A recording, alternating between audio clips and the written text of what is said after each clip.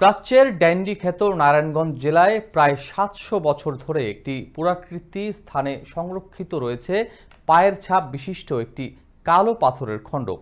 স্থানীয়দের মতে পাথরের গায়ে এই ছাপটি সর্বশেষ নবী হযরত মুহাম্মদ সাল্লাল্লাহু আলাইহি ওয়াসাল্লামের ডান পায়ের ছাপ, যে কারণে দরগা শরীফের নাম হয়েছে কদম রসুল। এই স্থানটির আশেপাশেও এখন ভক্তদের ভিড়ে মেলায় রূপ নিয়েছে। নারায়ণগঞ্জ থেকে সৈয়দ সিফাত লিঙ্কনের বিশেষ প্রতিবেদনে বিস্তারিত জানাচ্ছেন নাজদিন নিসা। নারায়ণগঞ্জ বন্দর উপজেলার নবীগঞ্জ এলাকার প্রাচীনতম এক পুরাকৃতি কদম রসুল দরগা শরীফ, যেখানে দূর দূরান্ত থেকে মানুষ নবীজির কদম মোবারকের দর্শন পেতে এই স্থানটিতে ছুটে আসে। প্রত্যেকেই আসে কোনো না কোনো বাসনা নিয়ে। ভক্ত আশেকানদের পাথরটি স্পর্শ করে মুখমণ্ডল মাসেও করতে দেখা যায়। বাসনা পূরণের আশায় পাথর ধোয়া পানি কিংবা গোলাপ জল পান করে অনেকেই। প্রায় ৭০০ বছর যাবৎ আমাদের এই জায়গায় অবস্থিত।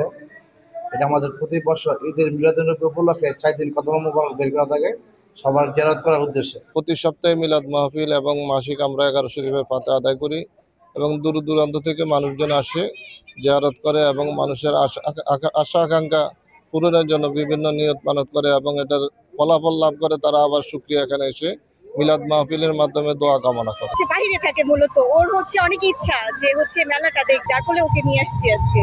এদিকে প্রতি বছরই কদম রসুল দরগা শরীফে ঈদে মিলাদুন্নবী উপলক্ষে ওরস ও মাহফিলের আয়োজন করা হয়। এই ওরসকে ঘিরে দরগা শরীফে এবং মেলায় আগমন ঘটে হাজারো ভক্তদের।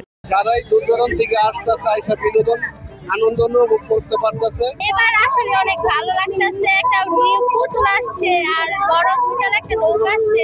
হয়তো আগামী শুক্রবার পর্যন্ত থাকবে, ভালোভাবে থাকবে, জাঁকজমক এরকম থাকবে। নৌকা চড়বো, সবকিছু করবো। প্রতি বছর থেকে এই বছর বেশি ভালো হয়েছে।